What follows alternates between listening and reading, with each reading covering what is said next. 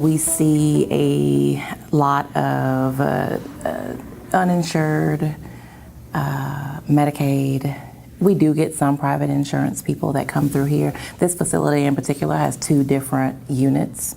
One unit is more of an urgent recovery center, which is a place where a person can come if they need. They can spend up to 24 hours on that side. Some of these people haven't slept for days.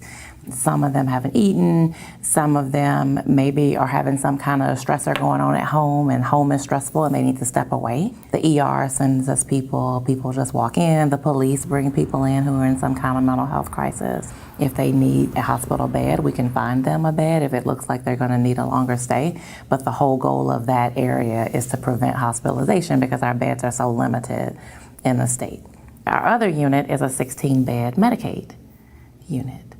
And so we see primarily Medicaid folks on that side. We see a good mix of male and female. We see a fair mix of race. We serve everybody.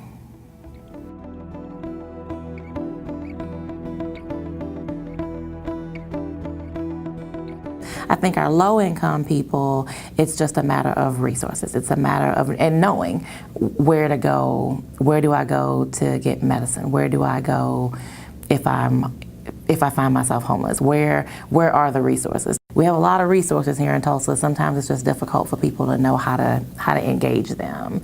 And some people come here to our crisis unit, to our urgent recovery center, and they will say, well, I can't afford that. And when I explain to them that, well, you can go to Family and Children's Services and you can see a doctor there and you can get your medicine and they're not going to charge you. And they think, well, oh my God, I would have done this sooner had I known that. So sometimes people just aren't aware.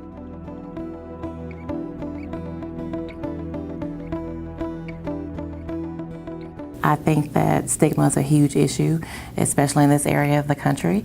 There are a lot of, pull yourself up by your bootstraps kind of people who frankly just don't understand what mental illness does. Who would choose to be so depressed they don't want to get out of bed and can't sleep and can't take care of their responsibilities. Nobody chooses to be so anxious they can't leave their house. Nobody chooses to hear voices, those things they have no control over. And we are in an area where we're the Bible Belt. And so there is some of the piece of, well, you should just pray more if your faith was strong enough. And we don't tell people things like, well, if your faith was strong enough, your diabetes wouldn't be acting up, or you wouldn't have heart disease if only your faith was strong enough. But depression and anxiety and bipolar disorder and schizophrenia, those are brain disorders. And then there's stigma specifically in your more minority populations. There's huge stigma about accessing services. There's stigma of mistrust of just the system in general because of past things that we know have happened with healthcare and these groups.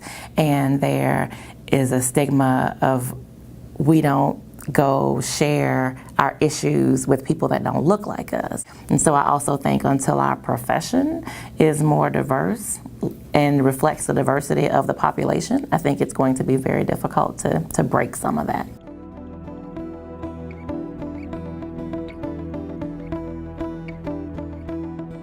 There's not enough of us in general. If you decided today that you needed to go see a psychiatrist, it might take you 6 weeks, it might take you a month and a half, 2 months just to get in with somebody. It might. Agencies like ours work to get people in as soon as possible, but those people with private insurance who are going to other places, it may take them even a while to get in because the waits are just very long. There's more people that need help than there are people to help them in general.